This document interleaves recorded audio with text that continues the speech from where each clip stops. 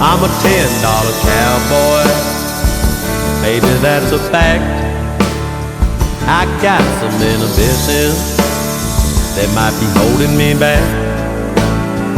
I've been seeing this portrait attached to a small fee for a $10 cowboy who looks a lot like me.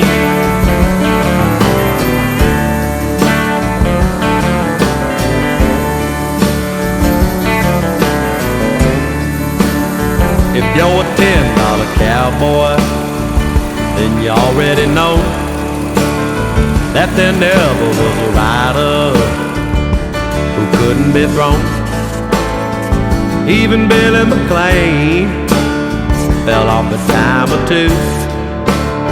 He was a $10 cowboy.